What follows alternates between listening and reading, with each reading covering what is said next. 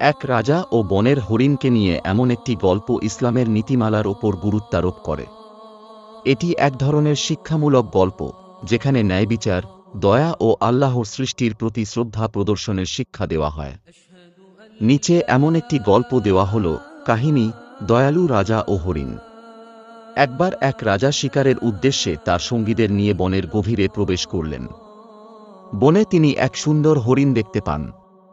হরিণটি দ্রুত দৌড়াতে শুরু করে, আর রাজা তার পিছনে ধাওয়া করেন। অনেকক্ষণ ধাওয়া করার পর রাজা হরিণটি ধরা পড়ে যায়।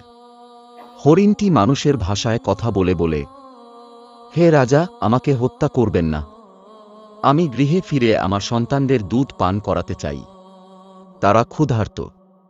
তারপর আমি নিজেই ফিরে আসব। রাজা হরিণটির এই কথা শুনে বিস্মিত হলেন এবং বললেন, তোমার মতো সৎ প্রাণীকে হত্যা করা অন্যায়। আমি আর কখনো শিকার করব না এবং সৃষ্ট জীবের প্রতি সদয় থাকব। গল্পের শিক্ষা: আল্লাহর প্রতিটি সৃষ্টি দয়ার পাত্র। প্রতিশ্রুতি রক্ষা করা অত্যন্ত গুরুত্বপূর্ণ। দয়া ও ন্যায়বিচার মানুষকে মহৎ ব্যক্তিত্বে উন্নীত করে। এটি ইসলামের নীতিসম্পন্ন গল্পগুলোর একটি রূপক হতে পারে, যা মানবতার প্রতি শ্রদ্ধা ও দায়িত্ববোধ শেখায়।